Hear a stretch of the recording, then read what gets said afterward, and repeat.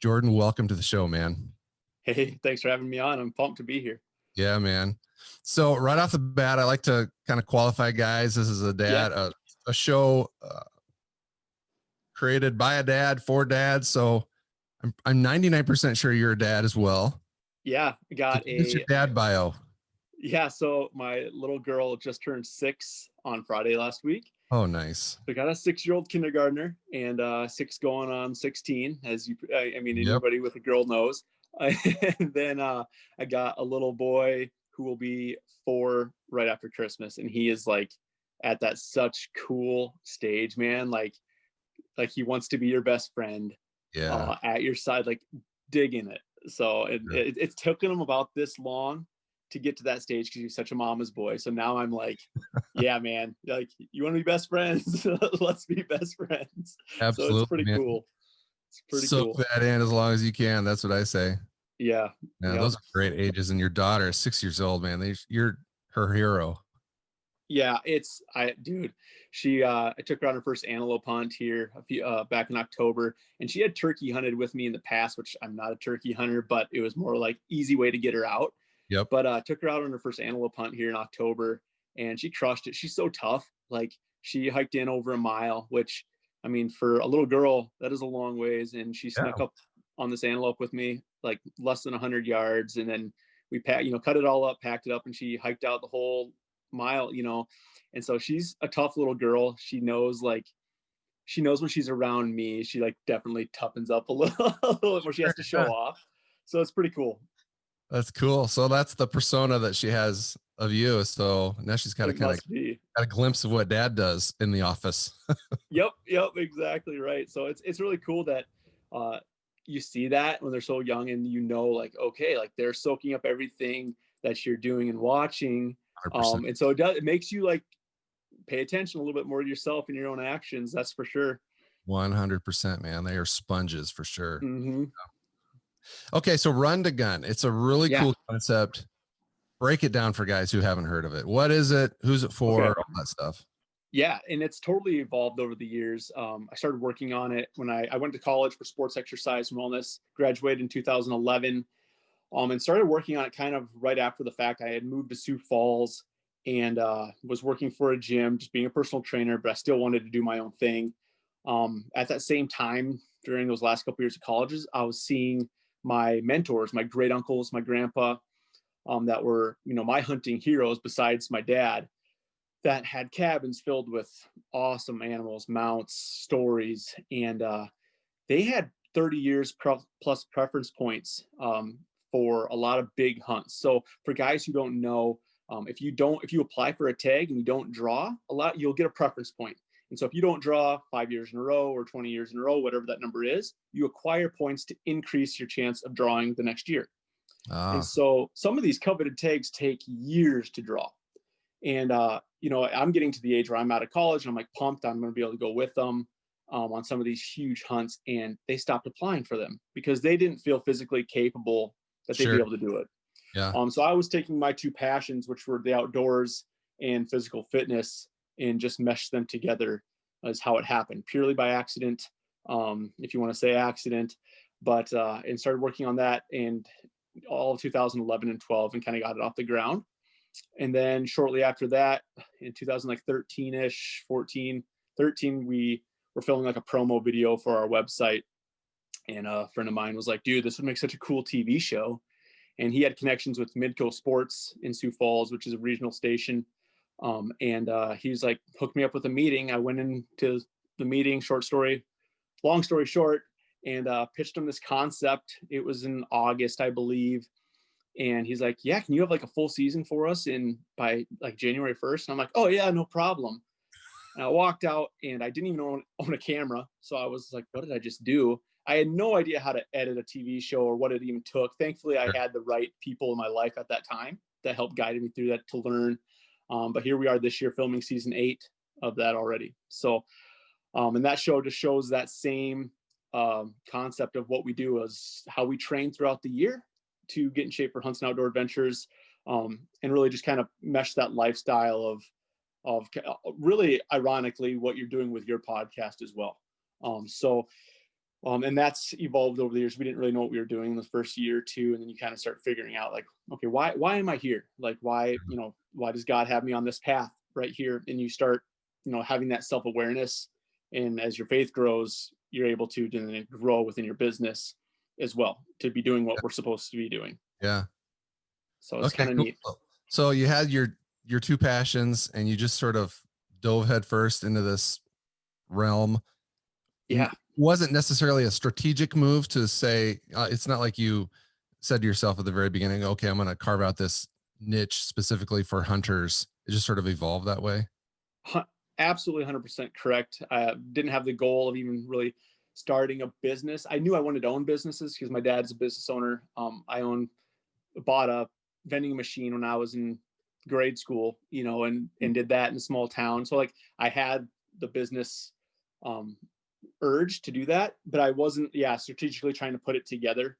I went down to a huge NRA convention right out of college with my dad because some big names were speaking at it. I think it was in St. Louis, and it was like just by accident I met a couple people there as well that worked for Ruger firearms, and I went to this my sister-in-law was down there as well, and she texted me. She's like, "Hey, you should come out. I'm not a social guy.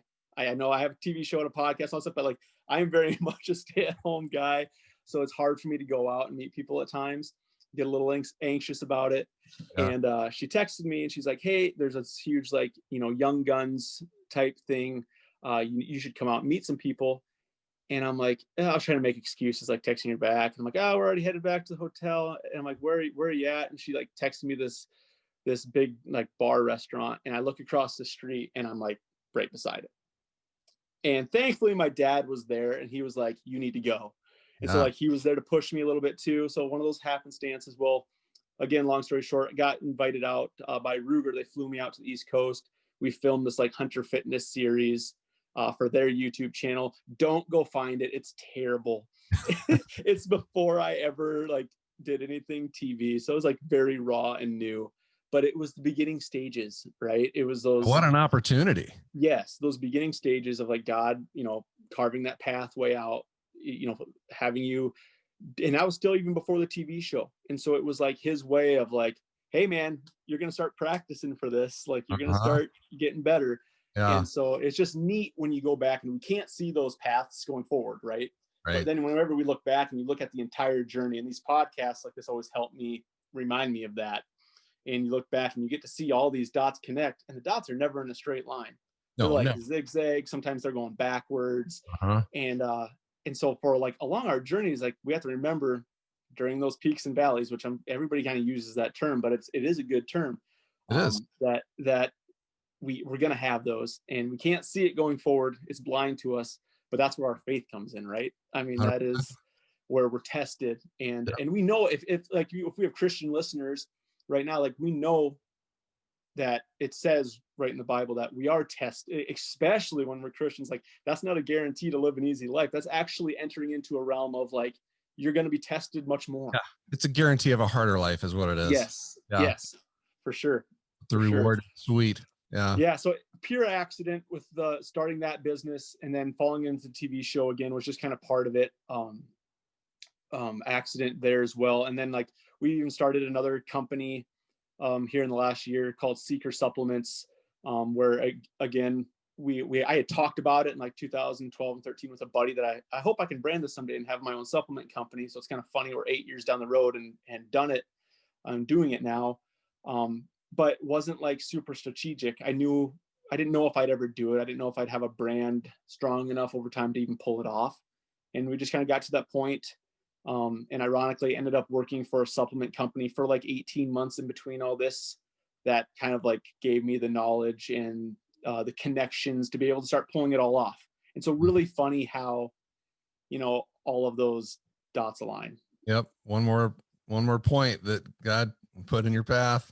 100%. And so it's like, and those things obviously reassure our faith, right? Because we all go through stages where we're like, what am I doing? Am I in the right spot? What am I doing?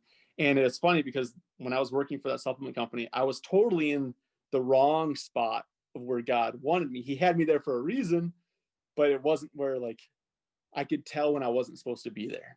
Yeah. like he was like kicking me in the butt to be like, dude, your time's up, man. Your time's up. And like, I didn't really want to listen to it because it was easy, because I was making a lot of money. The work was simple, but I was miserable.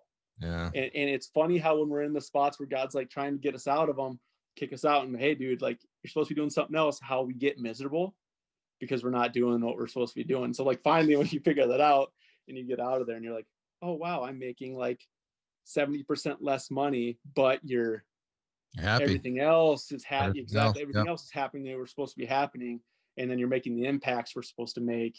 It's so interesting, so Yeah. interesting. So It is interesting how you might be, like you said, you might be making a great living, and in terms of like material things, everything is golden, yes, but you just feel dead inside. And that is a completely. major red flag that maybe you're not doing what God had designed you to do. Yeah, I agree. I really agree. My pastor's talked on this too, where it's like, you see some people that, and we all go through miserable times, but you can really tell when everything just seems to be going like wrong, wrong, wrong. Like if you're not being like, I don't think if everything's going really easy too, you should question like, am I really listening to God right now? Yeah. Because sometimes we get in the where we're not challenging ourselves, and you're like, okay, like this is going too easy, like we're not being Mhm. challenged. And so it's always one of those things, like no matter what path we're on, we should be very conscious of, are we doing what we're called to do? And I think that's hard, man. It's really hard. Yeah, no, and that's an interesting point that you brought up, that when life is easy, and you see guys like that out there all the time, it's like, man, does he have to work for anything in his life? And then Hmm. nothing wrong with that. And No, I'm not saying that's bad, but I think Satan uses those opportunities, to 100% you right. feel like you're doing just fine on your own. You don't need God. Why do I Yeah. need God if everything's going well for me? And Hmm. God is takes a back seat, or sometimes is not even in the picture. Yeah, and it's funny, like even when you say that, like how people have different reactions to some people when things are going very challenging for them or not right, they grow closer to God. Mhm. And then when it's obviously like when everything's easy, they don't need them. And I find myself in my years of just like thinking about this, that I'm the opposite. When things are going very well for me, I actually tend to like put my focus towards God more. It's weird. I'm very like, I have a thankful for it and I'm very conscious Yeah, about it. that's But a when things blessing. start going difficult, that's when I get like, dude, I'm gonna get out of it myself. I get Yeah, very arrogant that way, and it's like it's one of my faults where I'm like that I'm learning and growing through. Is like, no, dude, like you can't, like you can't do it yourself. So that's where I'm a little opposite personality that way. When things are challenging, I think that I'm good enough myself to get out of it, and it's totally not true. I think that, I mean, I don't think that's uncommon for guys to think that they can fix it themselves. I think that's kind of Yeah, baked into us to a certain degree. But yeah, what a blessing to know that when you're soaring high, that's the time to give thanks oh and sure, into your faith. Yeah, 100%. for sure. So let's unpack the fitness sites. You've got the TV show, Yeah, you've got the supplements. Talk a little bit about what you do on the fitness side of things. sure. So this is really cool, and this is how I got started, and how even still today I make a majority of my living. So started off just as a personal trainer, and that's still the one-on-one training or two-on-one training. Small group is what I do a lot of. So meet with people. They have a scheduled session. I train almost all my people in Harrisburg at a gym called Heroic Fitness. So it's a personal training studio. It's like 3,400 square feet, and it's not like a box gym where you have a membership and you can just come in and work out when you want. Most of the people there are training with a trainer when they're there. And Okay. so it is made specifically for going in and learning and Sure. working out hard with your trainer. So it's Yeah. really cool. So you're not around like, 200 people. So much more small feel, really cool. And so that's the majority of my living. Outside of that, I have our online training as well. So have clients throughout the country that I write out all their programming from their reps, their sets, their rest period, basically homework. So I write out what they need according to their goal. They get their usually in 4 week segments. I send it to them, so it goes week to week, and then they go into the next segment, which is week 5 through 8. And so we adjust and grow that way. With that, I also do some nutritional guidance as well, because what's training if you're not gonna Yep. do some sort of mindful eating? So a A little big bit part knowing what of you're it. what you're putting in. Exactly. So that's the other side of the training aspect. So, and I've been doing that since 2011 as well. Okay. And the training regiments and plans, it's specifically for guys who are training for a hunt. Is So that that was always the goal. That was the goal. But I mean, I get, yeah, only a certain number of those a Sure. year. I actually, a big portion of my income is generic population. Sure. Almost all my one-on-one training people are just normal people. Yeah. So, and a couple of them obviously get ready for a couple of big hunts every year. But the rest of them, some of them I've been training for 7 years, and they've learned about themselves that they won't get into the gym unless they have 2 days or 3 days a week scheduled with me. And that's what they like to do. Uh-huh. So it's always fun when I get new clients, because I trained so many of my people for long term, and that's always not the goal. I want people to learn what they can, so when they go off on their own, they're able to take the tools, put them in the toolbox, and do it on themselves. But one thing about personal training that I'm sure any trainer can attest to is the successful trainers build really good relationships with people. And it's funny how that's really what it turns into, is a really good relationship. Within that becomes the exercise. But I always call myself a really cheap therapist. Oh, what a great opportunity, man, to pour into people.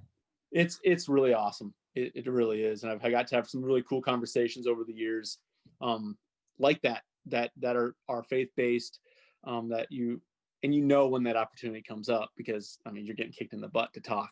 You know what I mean? Like, and there's times where you don't speak up, and then it kills you that night, and you're like, dude, that was my opportunity to talk about God. And so again, like when I was younger, it was tougher. Now that I'm older and you grow, it's easier, but Yeah. it's cool. No, I think you're right. My wife was a nutrition coach for several years, and I heard the same thing. It's like half of her appointment time wasn't focused on the nutritional plan. It was just like listening. It's like, I'm a Yeah. therapist. Yep. That's important, because I think so much of what we face in the gym, it's up here, right? 100%. I mean, it's just as much mental as it is physical, and that's one thing we've really preached, and how we've even gotten into what we call our, the mantra, live beyond average, and how we got the Live Beyond Average podcast going, is that there's so much more to fitness than six-pack abs or big biceps, that it's actually so much of a mental aspect on how, when you challenge yourself daily, how those things really correlate and enrich so many other areas of our life, like being a great husband or a good dad or a great mom, Yeah, a good coworker, because of the positivity and how you challenge yourself, and how it just builds momentum into all these other areas of our life. Really can stem from a simple thing that is working out. It's really neat. Absolutely, man. When you focus on yourself and you turn yourself into your best self, I mean, you bring your best self to your marriage, to your work, to your kids, to everything. Yes, exactly. Yeah. Exactly. Because especially when you're at those moments of tough challenge, if you've put yourself through a really hard workout, or like, let's like kind of realm back to hunting here a little bit. I've been on some really tough pack outs where you have a lot of weight on your back. So if you shoot an elk in the backcountry and you're 5 miles from something, you quarter out that elk. It's not like an East River deer hunt where you can pull your truck up and load it in the back of the pickup. So you have a pack, you're quartering out that animal, and you're taking, depending on your fitness level, you're taking certain packs of meat back and forth from the kill spot to your camp or your truck. You're parked on the side of the road, and that might be on your 6th day of hunting. So you're already fatigued from hunting. You have tons of miles on the legs, and now you're packing out 80 pounds, 100 pounds on your backpack, and you might be 5 miles in, and you have to, if you're by yourself, that's going to be 3-4 trips, right? So start doing the math on the miles, right? A lot of work, it gets intense, and it might be over a couple of days. And so when you go through these moments, and that's, I think, my favorite part.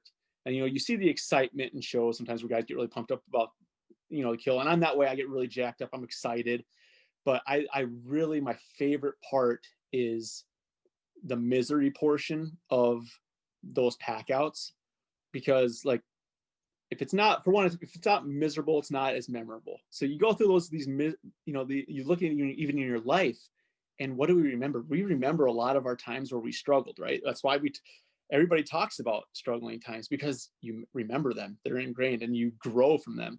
And it's Yep. the same way in the fitness side of things. When I'm packing out that animal for hours on end, and you have 100 pounds on your shoulders and you're ripped apart, you can really start getting in your own head a little bit and kind of figuring out who you are. You start listening a little bit more. Sometimes you actually just like, you shut off. You're not thinking about, because you're not on your cell phone when you're doing this.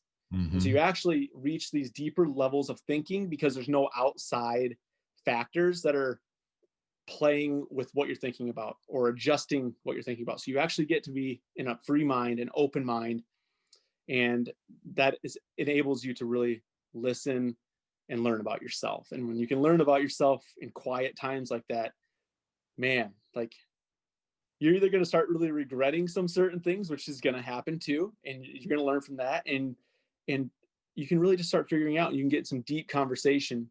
It's pretty cool. Like, if I just challenge any guy, like, you have a chance to go on a camping trip by yourself, like even this summer, like, dude, I can't get away that much.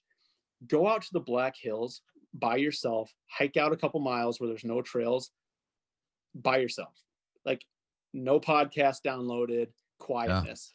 Like, you'll find yourself 24 hours is actually really hard if you're not used to it. It's tough, I like, believe, man. but it's really a good thing to do. I don't It's a doubt it. challenge. So real quick, so like I have a lot of listeners that don't live in South Dakota. So Okay. you mentioned East River. This is for the listeners right now. So the Missouri River runs through South Dakota, north and south, kind of splits the state in half. And residents of South Dakota, you either live on the east side or the west side. The east And, side or the good side. yeah. And so the Black Hills are on the west side. It's West River. So I just wanted to give some context to that little comment you made. But yeah, everything that you just talked about there was kind of, you segued into the next topic that I wanted to touch on. It's what you get out of hunting. Hunting is so much more than just throwing meat in the freezer, right? Yeah. There's benefits physically that you mentioned. There's benefits emotionally. Yes. Like you said, you get in your head, get to know yourself. I think you're out in nature, you're in God's country. I mean, there's a spiritual connection there too. At least for me, there is. Dude, you're right. I mean, that's the point. Like, especially during hunting season where we're traveling and we're away, like, I'm not getting to church a lot of times on Sundays during the hunting season, which is challenging. But at the same time, I'm very focused when I'm out on a Sunday morning. Like, you do feel a different connection. Like, it is a spiritual connection because you're in exactly what God created for us to use. So it's pretty cool. And obviously the animals there, it says right in the Bible, like, there for us to respect and to use for our resources and what we need. Like, that's why God gave them to us. Yeah. So that is a really cool opportunity too. And the connection with the food, like you said, when you get to kill a deer, you get to kill an elk, like, it's a really cool thing to be able to take care of that food and pack it out and process it. Like, that whole process is definitely a manly process. 100%. Like, yeah. It's totally over talked about, but like you talk about, like, oh yeah, like the cavemen or way back when, like, they provided that way with, but it's true. It's very true. Like, it's a very old school feeling. So when you're doing that and you get to process it all and do that, you kill the animal from start to finish and it ends up in your freezer and then you cook it. Yep. It's a very manly thing. Yeah. Like, it's a very cool way to draw originality factors out of us. Yeah. Yeah. It's cool. And so then you not only know where that food came from, which is nice, but every time you pull a steak out of the freezer, you get to relive that moment of harvesting it to a certain degree. Yeah. Yeah. It's really cool. It's a really cool opportunity. So I don't think there's a better way to connect with, like, your manliness self than that. I agree. So how often are you hunting alone versus with guys? So honestly, I haven't done a lot of it in the last 8 years because I've always had my brother's my producer. He does all my filming. And so I've always had at least him with me, which is awesome because we've gotten really close because of it. This year has been really the first year where I've had several hunts by myself. I drew a tag, really coveted tag down in Nevada. 2 of them actually shouldn't have drawn. Drew like 20 years early. And an elk tag out in the backcountry in the Jarbidge Wilderness. and then an antelope tag that was like in this. It was weird because antelope in South Dakota are like on the plains you drive, and they're like you can see them along the interstate, where this hunt was like up in the mountains, so a lot different. But Yeah. I spent like 12-ish days. I think I had 14 planned. I think I was out there for 12 if I remember right. So the first part of that, yep. So I drove in off like a trailhead, and then I had like 8 or 10 days packed in a pack of like food and what I needed, and backpacked in. That is legit. And that was the first time I had done something like that. So I was nervous for sure. Yeah. And then when you're by yourself, there's just a whole nother level of, self-reliance. There's nobody there to help you. Even Right. as something simple as when I was driving the mountain trail up to this trailhead, I was like, it was sketchy. I mean, you're up in the mountains and you're like, sidewalling 1,000-foot cliff, maybe not 1,000, but 500-foot cliff. Felt like 1,000. It felt like 1,000, and I'm a flatlander, so you're gripping the steering wheel, but you're like, what am I doing bringing my truck up here? But it's a trail. But even something like that, when you're like hitting these switchbacks on the mountain and you don't have a guy with you that can get out and be like, okay, yeah, reverse, you got 2 foot to the edge. Like you don't have any of that. Yeah. Yeah. So when you're even self-reliant on those little things, it, learning to do things on your own like that is, dude, I felt so much more growth from that one trip, just in like what I know I could do myself. I really grew in 12 days. It was crazy. You just came back in the head right there. Yeah, it was what I needed at this point in my life. Like, came back, my dad had an elk hunt, and I had some days. Being self-employed, I can make whatever days work for me. Yep. And so I went out and like pre-scouted his elk for 4 days by myself again, just like backpacked in, set up a camp, and had everything ready for him when he got there. I wouldn't have done that before this other hunt. Like, I think I would have been like, yeah, I'll just, like, who wants to go with me? If nobody's going to go, I probably won't go. Like, but I was so pumped to be out there by myself again for 3 days. It was just figuring out that I needed that challenge. And you can ask my wife. She got a lot of satellite texts because I had the sat phone on those first couple of days. I was struggling, just being out there alone like that. I was struggling. I was kind of like, this isn't fun. I'm not having fun right now. And if it's not fun, I don't want to do it. Like, that was my mind. I was trying to talk myself out of the challenge. And it was just funny how our minds will really mess with us if we allow it to. 100%. And it was the only reason I stayed out there was because I was like, why did God, I drew this tag so early. Why am I here right now? Okay, I'm supposed to be here. Like, luckily I went back to faith a little bit and be like, why am I here? And I think I think as men, we have to do that. Like, why am I here right now? What am I doing? What is the purpose of this? And really, really think, not just think in our own mind, because we can use logic to convince ourselves to do whatever we want. Yep. But really think about like what God wants us to do. Yeah. And that's hard too, because it's hard to be obedient in that sense. It is. You've got to build, it's almost like muscle memory, right? You got to get in the habit of like just instinctively turning to God in those moments of when you're not sure why things are happening the way they are, or why you're in a particular place and time, to just build that habit of just turning to God and asking him. Yeah. And that's where that's where the outdoors and hunting and things like adventures, I think, are just cool opportunity for guys to take a step back and, really look at like, how can I be a better man? Like, how can I be a leader? How can I do these things for my house? Because as men, we're supposed to be leaders of our households. I get society's want of like, being a man doesn't mean that you're still not being equal with anybody. Obviously, like, there's this society push of like, okay, we have to have equality, and I get that, but biblically, we're still supposed to be the leader of the house. Yep. And so we're still supposed to guide our wives. It doesn't mean that we think that they're lesser, because they're not. Right. They're right beside us, but we're still supposed to guide them, and we're supposed to guide our kids. And that's why it literally says in the Bible. I was doing a little reading this morning just because I knew I was getting kind of prepped up for this podcast, and it literally says, I think it's in James where I saw it, was like, not all of us are supposed to become teachers, because the teachers are judged much more strictly. Right. And I'm like, when I read that, I was like, oh man, my dad must have read that before he was a dad, because my dad has always said to me, like, hey, like, and I mentioned this at the beginning, like, I want to be best friends with my little guy. but our job isn't to be best friends, right? Our job is to be parents. And my dad's always like, I have to parent you first. Like, this sucks, but if I'm not your best friend, like, I got to be your parent first, because, and he always was like, because God's going to judge me on that. Yeah. He's going to judge me on teaching you and guiding you. And I'm like, man. And then I read that and I was like, well, that makes a lot of sense. And when it, like, so then it goes back to, okay, you look at the verse and like, okay, well, teachers, okay, well, maybe that just means pastor. Well, I don't think it does. I think it means like, in what sense are we teachers? Well, if we're a parent, we're a teacher, right? We have to teach our kids everything. And Yeah. so if you're a parent, then we're going to be judged on more strictly on how we teach our kids, which goes right back to like what your podcast is, right? On like stepping up and being a spiritual leader in your household. Yeah. And being, and that's what men are supposed to do. Being intentional in everything that we do.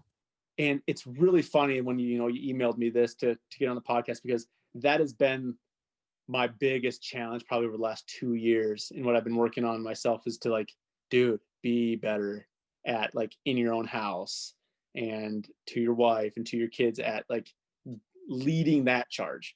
I think that's probably my biggest struggle, is to like and do it consistently. Yeah, but it's tough, man. There's so many distractions out there, right? Whether it's work or, these stupid things. Yeah. Yeah, it's tough. The world is it just bombarding us with reasons and excuses to not be focused at home. But yeah, we've got to, when you have that biblical view of parenthood, man, it just changes everything. Yeah. For me.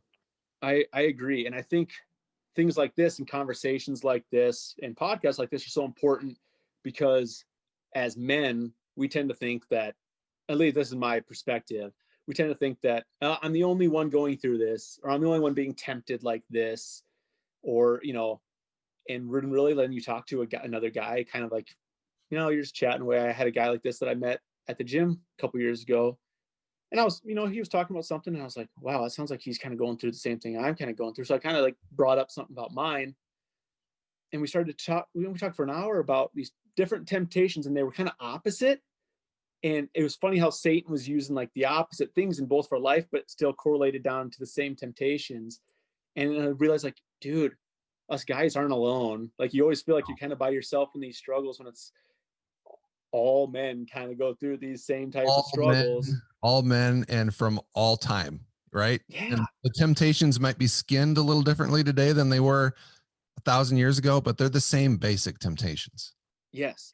And so to realize that was very helpful to me, and to not feel so alone. And so like when I say like, you talk about this, and you even when I remember when I was younger and used to hear guys talk and they bring up a Bible verse or whatever, like, it doesn't make anybody more so to God or less so to God just because you can't think of a Bible verse about something. Like, that doesn't matter. It's just a level of where you're at in your faith. You know what I mean? Or a length of time potentially, or an intensity. And so I think it's like, if you're getting into this and you're listening, like, don't feel discouraged whatsoever on how you feel or where you're at, because it's just a moment of where you're at. And there's so many other guys that all struggle. Even the guys that look like they got it together or do well with business, like, we all have our struggles and we all have our temptations. And just, yes, exactly. Behind the scenes, whatever it is, we all manage it differently. Yep. 100%. Well, and I think that going back to the fact that all men go through that stuff, just kind of underscores the importance of surrounding yourself with other guys, so that when you are going through that, you have sort of a brotherhood that you can turn to and kind of open up with. You've got to have some trust and some transparency there. And again, going back to hunting, I feel like hunting is a great way to build that brotherhood. Like, if you got a tight knit group of guys who like to go out together, and you're sweating and you're working hard and you're spending days out in the, wherever you are, the hills or the mountains or the prairies, and that's not easy work. And you're bonding in those moments. And that's one of the best things about hunting for me personally, is forming deeper, meaningful relationships with guys. Yeah, the fellowship is definitely the premier point. Like I mentioned, my brother, this is the first year where he's had other stuff to film, And so I haven't had him with me on all those hunts, and I miss him on those hunts that he's not with me, because Yeah, man. that fellowship that we've gotten to do together has been, I've learned, is the important side of that hunt. Like, it's just fun when he's there. When he's not there, I'm like, this is like, the aloneness is good, but it's not as fun. It's Yeah. definitely not as fun. Yeah. So now look ahead to when you can take your son hunting, and you've taken your daughter, and you can have those same Yeah. relationships with a father-daughter. Yep. But dads, if you're not hunting, if you're not a hunter, like, really consider it, because it is such a great opportunity to build deeper relationships with your kids. Like, when I think of hunting, I think of my dad, and I Yeah. always will. Like, so many weekends spent in the goose blind or walking the fields for pheasant. I personally have never been big game hunting, so I don't know a lot about that. Okay. Yeah. But for me, it's just like, yeah, just hours and hours either sitting in the blind or walking the fields with my dad and working the dogs and all that Oh stuff. yeah. Just, I know. And it's been fun for me in that sense, because my dad really taught me the, what getting out and the ethics, the, having great ethics, doing the right thing. And it's the same, lines with faith, right? Having character out in the field. And it's been fun because as I grew and started doing much more like big game backcountry style hunts, he didn't really do that type. He big game hunt, but not to this level of intensity. So it's been fun now where I've taken him along, and I got to teach him what I've learned about that. So it was like that role reversal was really cool. And it was like grasshopper really odd. becoming It was master. almost, yeah, it was almost odd at first, like Yeah. that switch back, but it's been really cool over the last couple of years to do that. And for you guys who are like, dude, I'm not going to get into hunting, like, still think about, there's so many other options that connect with your family in the outdoors, whether it be camping Yep. or a fishing trip. There's so many cool, and I'm kind of debating on getting into this at some point when the kids get older, because I think it'd be such a cool family trip. Would be, there's so many cool like backpack fishing opportunities where you can backpack up into the mountains in Montana and Yes. do a full day backpack in, take a fly rod, camp up there over top of a mountain lake for 3 days Yeah. and fish. Like, that's really cool, and it's Dude, still remote. yeah.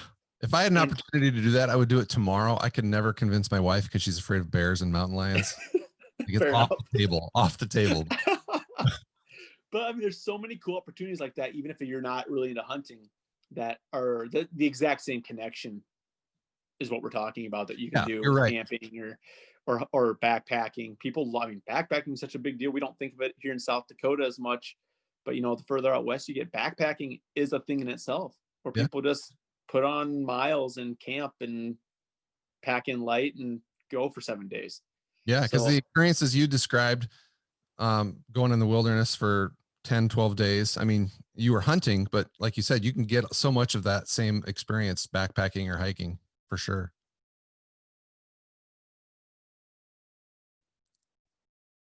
an expensive backpacking trip. Yeah. So it was cool. Yeah. So I think you cut out on me there for a second. Yeah, you froze Watching, on me there too. listening, yeah. Technology. Gosh darn it. Hey, that's pretty good. We've gotten this far into it with only one freeze. Yeah, it is. Um, so I'm going to go back on a comment that you made that I hadn't really thought of. So I was prepping for this call and I was thinking about, like, how does hunting prepare you for life? And I'm like, okay, you learn how to prepare, right? You got to plan a hunt. You got to Mhm. scout the land. You got to maybe know the landowners and where the borders are, and where you need to stay within. Obviously the hunt itself is hard work. And so you learn how to deal with that. Mhm. Oftentimes it requires patience, right? Yeah, So many times you go out hunting, you won't see a thing, right. and you go out the next day and the next day. So you've got to be patient, and you've got to persevere through all of that. So perseverance was another thing, but you mentioned the word integrity. And I think that's really key. And I hadn't thought about, because it's so easy. You're out in the middle of nowhere. Oh, there's a bull elk or whatever, Yep. Yep. I'm gonna, and maybe it's not in season, but I might not have another opportunity to grab one, Right. things like that. Like, Or it's nobody's on land that you don't have permission to go on. right, right. So it's Right. like that self-control to do the right thing when nobody's looking, because Yep. nobody would know, most likely. Yeah. And that's what character and integrity is, right? It's the Yeah. things we do when nobody's watching. I can get away with that. Like, it's only the deer's only 100 yards into the land I can't hunt. Like, I can Right. shoot it, pull it over here, no problem.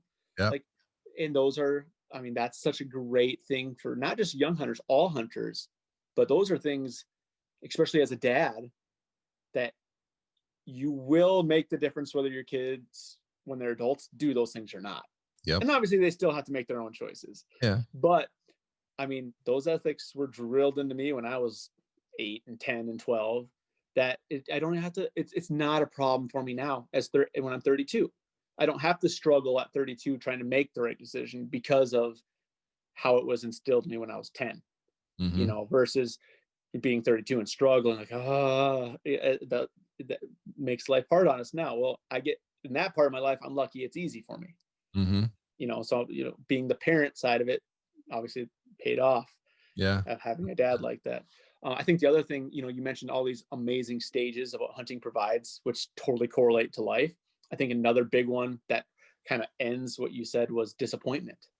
Oh We yeah. really think about all of the, we want to shoot a giant deer or a big elk on these hunts. It's not how hunts go. A lot of times you're not getting anything, or you're shooting something way less caliber you want because you're trying to fill your tag before you go home. So you're dealing with disappointment, or Yeah. somebody else shoots the deer you want, anything like that. And man, what is life filled with if we focus on? I mean, it is times of disappointment when we don't Yeah. get a raise we want, or we don't get the promotion we want. It's filled with disappointment. Just had a conversation with a 15-year-old girl that I trained yesterday. She goes to school in Harrisburg, and we were talking we were in between sets of deadlifts, and she's pretty awesome. I've trained her for a year, and she was talking about like school, and she's in like all these higher level classes where the teachers don't have to like stand up in front of you and teach as much. They kind of do the work by themselves. And she was like kind of complaining to me about how like her friends, like, she's always on her phone, she never does her work on time, and she got a better grade than me on this. you know and we got to talk about, again, like those disappointments. I'm like, hey, what a great opportunity for you to realize like that you're going to deal with that when you get your first job.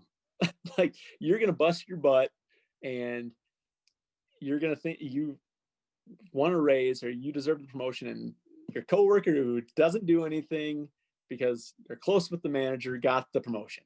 Yeah. And I'm like, so you learning how to deal with this dumb little thing with the grade, which is really important to you right now, learning how to deal with that. And at those moments, we have two choices to make, right? We can be bitter and pout and not work as hard and think, well, you know what? I don't have to work as hard to get here in life. I get an entitlist mindset. Or I can take the other path, and I'm going to continue to work hard because I know it's the right thing. I'm going to reap what I sow later on. And she was like, tell her, like, her eyes were looking up, like she's thinking. She's like, yeah. She's like, and that's what I did. I went and just like, I got ahead in class. I got a bunch of extra work done. And I'm like, see, you took the path of like, don't let it affect you. You worry about yourself, and good things are going to come of it later. And those good things, if we're relating it in life, like you guys, if you didn't get a raise, you want a promotion, you might not ever get the raise or promotion, but you might get a different job opportunity at some point because of the hard work you're putting in. Or maybe God blesses you with healthy kids because of the hard work you're putting in. Like, we Yeah. don't always, and it talks about that in the Bible too, like our time of reaping what we sow comes at different times, and it might not be in the situation that we are working for. Mm-hmm. Quick story, I worked my butt off in basketball, 1,000 shots a day growing up. I wanted to play high level college. I wanted to play professional overseas, whatever opportunity I had. And I played college basketball, didn't play as much as I wanted to. Things didn't go as well as I wanted to. Put in years of worked harder than everybody, and I can confidently say that. Worked harder than anybody on my team in college, whatever it was. And things did not go the way I wanted. It was tough. Out of college, all these blessings start happening, right? I get a job, these opportunities with the business, TV show out of nowhere. Like, what? And I'm like, I felt guilty about it. And I was talking to my dad, and my dad's like, what are you talking about? And he's like, you worked your butt off for years and years and years. You didn't go party. You didn't go hang out with people. Like, you were dedicated to a goal.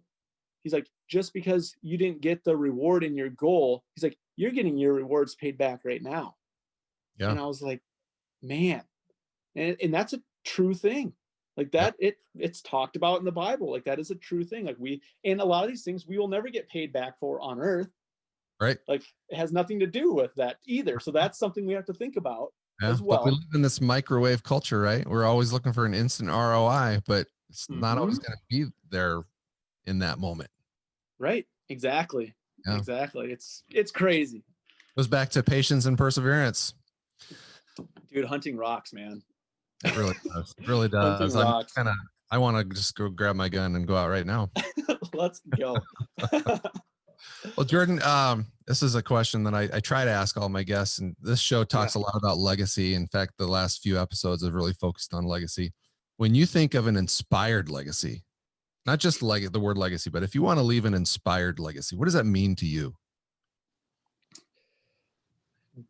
I would say for me, to leave an inspired legacy is like, I would like, my personal motivation is to be a man that God can greatly use. And so if I can be a man that God can greatly use, that's going to leave a legacy for God behind. Doesn't really have much to do with me. Your name might get left with it a little bit, but it's not focused on me.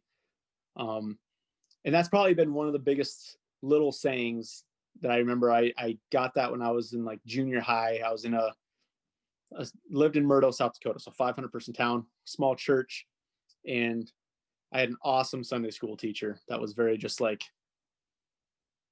Bible based, and he would do these cool different series for us. So he'd order in these cool booklets, and I was probably 13 or 14. There's only 4 of us guys in Sunday school, and the series was to be a man that God can greatly use. And I think that's probably one of the biggest things that's ever stuck with me on that, and it's played such a big factor. And there's times in your life I forget about the phrase, but it always comes back. And so to me as men, I think a great legacy is, yes, to be men that God can greatly use. So that's turning off some of the things maybe that we think we want and doing what we're supposed to be doing for the correct purpose. It's really good, man. That's good. That's good stuff. Jordan, where can people find you online? Where can people follow Run2Gun and maybe check out what you have to offer there? For sure. So all of our handles, Facebook, Instagram, YouTube, is at Run2Gun. It's RUN, the number 2 GUN. So YouTube has a massive amount of content. So I think we're over like 500 some videos. So you're going to get a little bit of everything from a ton of our hunts throughout the year, which are really fun. So you can check those out. Our season 8 will start airing in January. We have fitness content on there. So tips, little mini workouts you can do in your house. So a lot of content there. We have our podcast airs on there as well. Okay. If you want to listen to the podcast, you can just type in Live Beyond Average Podcast in almost any major podcast platform and listen. And then, we have the same thing with like Twitter, Parler, everything is all at Run2Gun.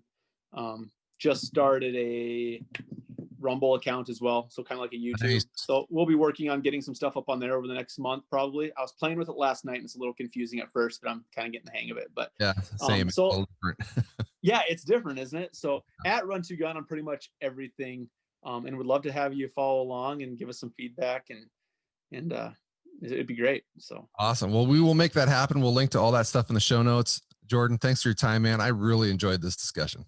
I did too. Thanks for having me on. And I think we'll have to reciprocate and I'll have you on the Live Beyond Average podcast one of these days. We'll have you down. I'd love it. Cool. All right. Talk soon. Yes. Talk to you later.